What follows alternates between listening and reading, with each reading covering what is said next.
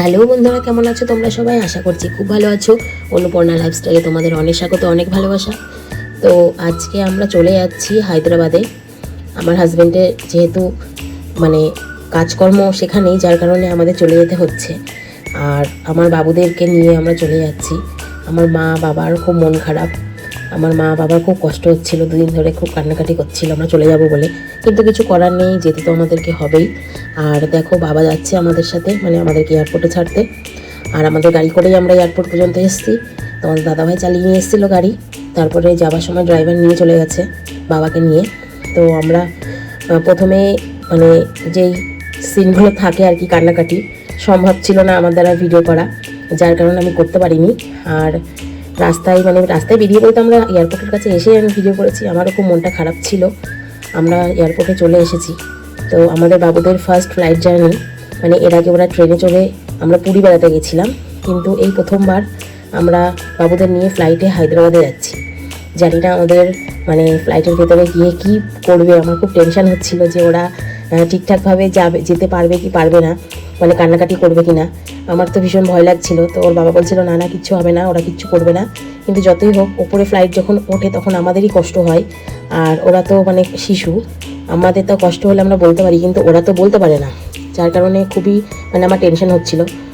তো যাই হোক, এখন তো যেতে তো হবেই। আর ট্রেনে করে এই দুদিনের জার্নি আমাদের পক্ষে করা সম্ভব নয় এইটুকুটুকু বাচ্চা নিয়ে, যার কারণে আমরা ডিসিশন নিলাম যে আমরা ফ্লাইটে যাব। আর আমরা ফ্লাইটে যাবার জন্য চলে এসেছিলাম এয়ারপোর্টে। তো এখন আমার বাবারা আর কি বেরিয়ে গেল আমাদেরকে নামিয়ে দিয়ে। খুবই কষ্ট হচ্ছিল বাবার, মানে কান্না করতে পারছে না, বাড়িতে কান্না করছিল কিন্তু সবার সামনে কান্না করতে পারছে না।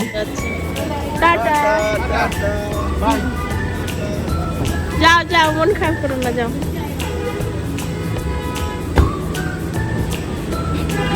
চলে গেল দাদুন, দাদুন চলে গেল।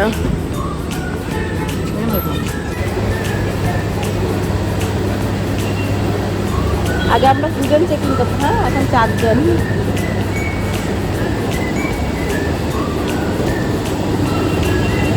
কোথায় যাচ্ছ তোমরা?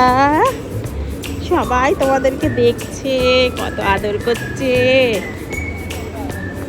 এই তো ইন্ডিগো কাউন্টার, ভালো হয়েছে তাহলে 2 দিয়ে ঢুকে। কত লাইন বাবা! এই পাপা, ছোটকু পাপা, এই ছোটকু রে, কোথায় যাচ্ছিস তুই? সত্যি বলতে টুইন্স দেখতে ভালো লাগে, বলতেও ভালো লাগে যে টুইন্স বেবি, মানে দুজনা একই রকমের দেখতে। একটু আলাদা আমার বাবুরা যদিও, কিন্তু অনেক মানে এরকম টুইন্স আছে যারা দেখতে একই হয়। আর টুইন্স বেবি মানে বড় করতে যে কি কষ্টের, মানে দুজনাকে সামলানো আজকালকার দিনে একটা বাচ্চা সামলানোই মুশকিল, সেখানে দুটো বাচ্চাকে সামলানো খুবই মুশকিল। আর এখানে ওর বাবা আর কি লাগেজগুলো দিয়ে দিচ্ছে। আর আমাদের যেহেতু 2 বাচ্চা ছিল, আমাদেরকে সাইড থেকে ডেকে নিয়েছে, অতটা লাইনে দাঁড়াতে হয়নি। আর খুব একটা ভিড় ছিলও না, আমাদের ইন্ডিগো ফ্লাইট ছিল। আমরা একটু আগে আগে করে চলে এসেছিলাম। এখানে লাগেজগুলো দিয়ে দেওয়া হয়ে গেল। এবার আমরা যাব বোর্ডিং পাসের দিকে। তো বোর্ডিং করাবো, বোর্ডিং পাস করিয়ে তারপরে ভেতরে যাব। ভেতরে গিয়ে খানিকক্ষণ হয়তো বসতে হতে পারে আমাদেরকে। খুব একটা মানে তাড়াতাড়িও আসেনি, লেটও আসেনি, ঠিকঠাক আছে, কেননা দুটো বেবি নিয়ে একটু মানে মুশকিল আর কি। আর এখানে আমাদের বোর্ডিং পাস হয়ে গেছে। ওখানে তো আর ভিডিও করতে দেয় না, বা আমিও আর করিনি, যার কারণে আর হয়নি, দেখানো হয়নি। আমরা বোর্ডিং পাস করে ভেতরে চলে এসেছি। তো আমাদের একটুখানি মানে কিছু খেতে মন চাইছিল, তো কি খাবো, এখানে কী বা আছে, আর প্রচুর দাম জিনিসের। তো এখানে আমরা KFC-তে এসেছি, KFC থেকে KFC চিকেন খাবো, আর বাবুদেরকেও দোদো খাওয়াবো। ওদের জন্য আমরা মানে আমি আর কি দোদো বানাচ্ছি, ওর বাবা ধরে বসে আছে দুজনাকে। আর সবাই আমার বাবুদেরকে দেখছে, দুজনা একই রকমের জামা পরে একই সাথে বসে আছে, মানে সবাই তাকিয়ে দেখছে, হাই হ্যালো করছে। আর এখানে আমার দোদো বানানো হয়ে গেছে, ওদেরকে দোদো খাওয়াচ্ছি, আর আমরাও তার সাথে সাথে খেয়ে নিচ্ছি, না হলে লেট হয়ে যাবে। ওদেরকে খাওয়াতে গিয়ে তারপর আমরা খেতে খেতে আমাদের লেট হয়ে যাবে গেটের দিকে যেতে। তো এখানে আমরা খাওয়া দাওয়া করে নিয়েছি, বাবুদেরও খাওয়া দাওয়া হয়ে গেছে। তারপরে আবার সব কিছু গুটিয়ে গাটিয়ে নিয়ে আমরা যাচ্ছি। তো যেতে যেতে দেখলাম যে গাড়ি আর কি এয়ারপোর্টের ভেতরে গাড়ি চলছে। এর আগে ছিল হয়তো, আমরা অত মানে আমাদের দরকার হয়নি তখন। আর এত লাগেজও সাথে করে মানে আমরা নিতাম না, একটা করে হ্যান্ড লাগেজ নিতাম, এভাবে আর কি যেতাম। আর এবার বাবুদের দুধের ব্যাগ, হ্যান্ড লাগেজ, মানে অনেকগুলো ব্যাগ হয়েছে। তো ওই গাড়িওয়ালা দাদা আমাদেরকে আমাদের গেটের সামনে আর কি ড্রপ করে দিয়েছে। তো প্রথমে গেছি যেই গেটে আর কি, সেখানে মানে আমাদের যে গেট নাম্বার ছিল সেখান থেকে আবার গেট চেঞ্জ করে দিয়েছে। গিয়ে দেখছি ওখানে কোনো মানে লোক প্যাসেঞ্জার নেই। তারপরে ওখানে জিজ্ঞাসা করিনি, মানে স্ক্রিনে দেখাই। তো ওখানে দেখার পরে তখন দাদাভাই দেখছে যে আমাদের গেটটা নিচে করে দিয়েছে। প্রথমে তো উপরে ছিল, তারপরে নিচে করে দিয়েছে। দিয়ে আমরা আবার নিচে চলে এসেছি, এসে আমাদের গেটের কাছে আমরা বসে আছি। সেখানে বসে বসে ওরা কি দুষ্টুমি করছে, আর সবাই ওদের দেখছে আর হাসছে, আর মানে কথা বলতে চাইছে, কিন্তু ওরা কি আর বলতে পারে। আর এই দেখো আমার ছোট বড় দুটোই দুষ্টুমি করছে, এ ওকে মারছে, ওকে মানে কামড়াচ্ছে। এইসব দেখে সবাই মজাও নিচ্ছিল, আর ওরাও ভীষণ মজা করছিল।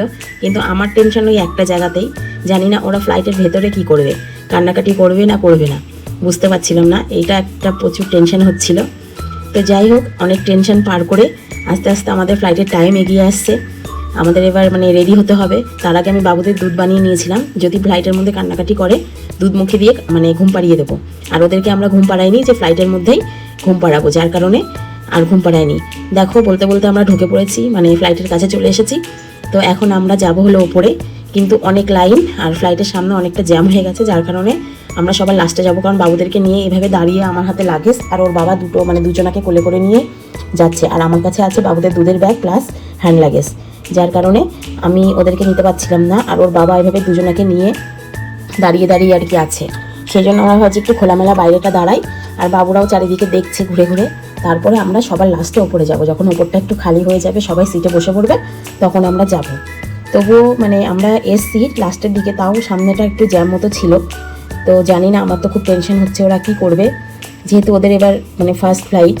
আর ফার্স্ট সেকেন্ড বলে কিছু নেই, বাচ্চারা তো অত বোঝে না।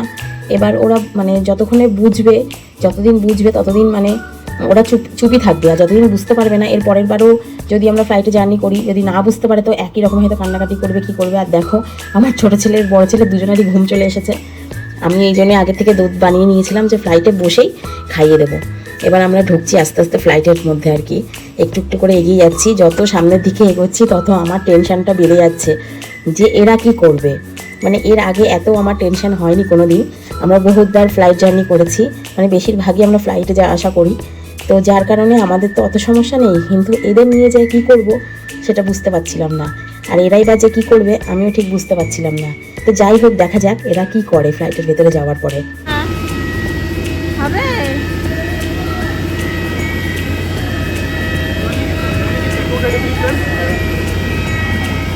চলো চলো,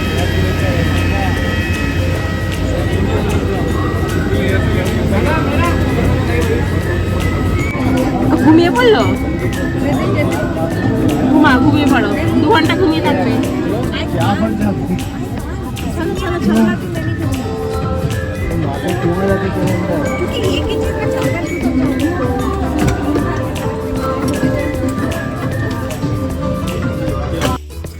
ফ্লাইটের মধ্যে উঠে একটু কান্নাকাটি করলো প্রথমে, মানে বসলাম যখন আর কি তখন।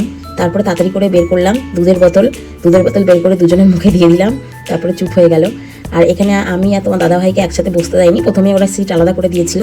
তো ও ওই মাথায় বসেছে, আমি এদিকে বসেছি। মানে আমারও জানলার সিট ছিল, কিন্তু আমি জানলার সিটে বসিনি, আমি সাইডে সিটে বসেছি। যদি আমার বাবুদেরকে নিয়ে আবার বেরোতে হয় বা ওরা যদি কান্নাকাটি করে, যার কারণে আমি আর ভেতরে যাইনি, ভেতরে গেলে একটু বেরোতে সমস্যা হয়, যার কারণে আমি সাইডেই বসেছি। আমার সাইডের সিটটা এমন ভালো ছিল, আর ও জানলার পাশেই বসেছে। তো যাই হোক, আমার যে টেনশনটা হচ্ছিল সেই টেনশনটা মানে কাটিয়ে আর কি আমরা ফ্লাইট জার্নি অলরেডি করে ফেললাম 2 ঘন্টার, কোনো সমস্যা হয়নি, ওরাও কান্নাকাটি করেনি, 2 ঘন্টা পুরো ঘুমিয়েছিল। তো ঘুম থেকে উঠলো আর আমাদের ফ্লাইটও ল্যান্ড করলো। আমার ছোটো সোনা তো উঠতেই চাইছিল না, কিন্তু এভাবে কাঁধের পরে যদি ঘুমিয়ে থাকে, লাগেজ নিয়ে ওদেরকে নিয়ে মানে সম্ভব না। আমি এই জন্য ছোটোকে জাগিয়ে দিয়েছি, আর আমার বড় ছেলে তো উঠে পড়েছিল, তবুও ওর চোখে ঘুম ছিল, মানে আরেকটু ঘুমোবে, কিন্তু আর ঘুমাতে দিইনি।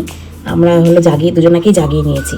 এবার আমরা লাগেজের দিকে এগিয়ে যাচ্ছি, আমাদের লাগেজ 9 নম্বরে দিয়েছে, তো আমরা 9 নম্বরের দিকে যাচ্ছি। এখানে এসে একটু সমস্যা হয়েছে, বাবুদেরকে নিয়ে মানে ফ্লাইট থেকে নেমে 9 নম্বরটা অনেকটা দূরে। আর এই যে গাড়িটা আর কি আসছিল, তো গাড়িটা জানি না কোথায় যাচ্ছিলো। আমি তোমার দাদাকে বললাম, তোমাদের দাদাকে, যে গাড়িটা বলো আমাদেরকে একটু ছেড়ে দিতে, কিন্তু ছাড়বেই বা কী করে, আমরা তো নিচে যাবো না, ওই ওপর পর্যন্ত হয়তো একটুখানি আমাদেরকে হয়তো ড্রপ করতে।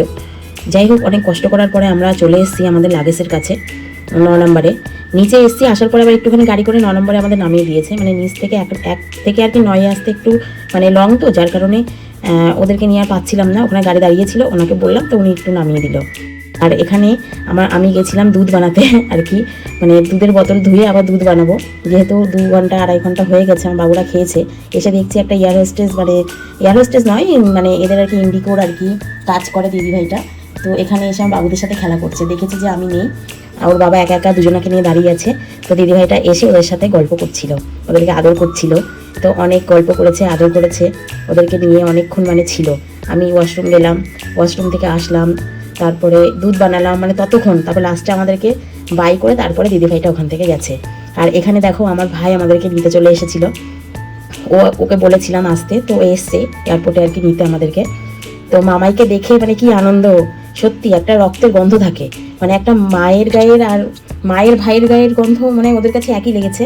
মানে খুব অপরিচিত লোকের কাছে আজকাল ওরা যেতে চায় না, মানে নিজেদের মানুষের কাছেই তাই যেতে চায় না, সেখানে অপরিচিত তো কারোর কাছে যায় না। কিন্তু ওর মামাইয়ের কাছে, ওর মামাই তো সেই ছোটোবেলায় ওকে দেখেছে, এক চান্সে চলে গেল, কোনো কথা নেই। আর মামাইকে দেখে এসে কি খুশি কেমন করছিল। সবসময় তো ক্যামেরা করা সব কিছু সম্ভব হয় না, যেহেতু ওদেরকে নিয়ে লাগেজ নিয়ে সম্ভব নয়। তো যেটুকু পেরেছি সেটুকু আর কি করেছি। আমার তো খুব টেনশনই হচ্ছিল যে কি করবে। তো ভালোভাবেই আমরা হায়দ্রাবাদে পৌঁছে গেলাম। লোকটা ইচ্ছা করে ওটিপিটা নিয়ে নিয়েছে। হ্যাঁ, না জেনে না জিজ্ঞাসা করে ওটিপি আমার বলছে ভাড়া বেশি লাগবে। হ্যাঁ, এসি প্রায় 100 টাকা বেশি ছিল, এসি প্রায়োরিটির ভাড়া 830 আর 900 কত। ঠিক আছে ভাই, তুই জিজ্ঞাসা তো করবি।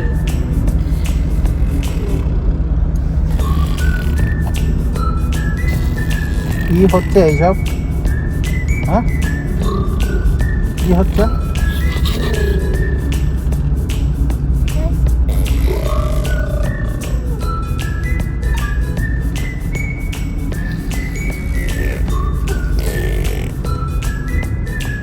কি হচ্ছে এইসব? বাজনা বাজাতে যাচ্ছে। আমি যেই রুম থেকে এসেছিলাম আমি আমার সেই রুমে যাচ্ছি বাজনা বাজাতে। আমার একটুখানি ছিল।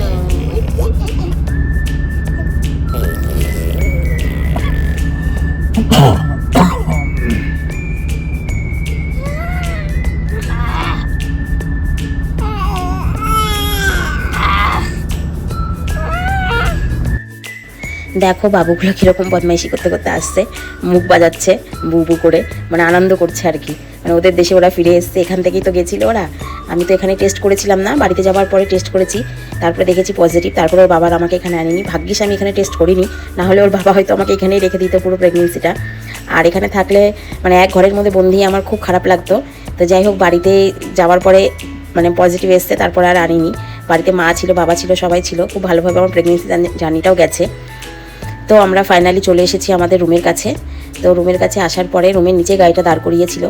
এখানে অনেক লাগেজ, কী করে উপরে যাব জানি না, কিন্তু ঠিক চলে যাবো। এত লাগেজ নিয়ে যখন চলে আসতে পেরেছি হায়দ্রাবাদে, তখন ঠিক রুমে পর্যন্ত পৌঁছে যাবো। আর এখানে তো ভাইও আছে, সমস্যা নেই, দুবারে নিয়ে যাবে একবারে না পারলে।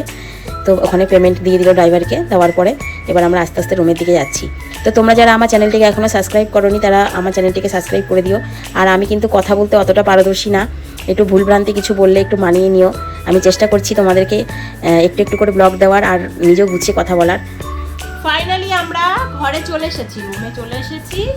আমাদের টোটাল জার্নিটা খুব সুন্দর, খুব ভালোভাবে হয়েছে।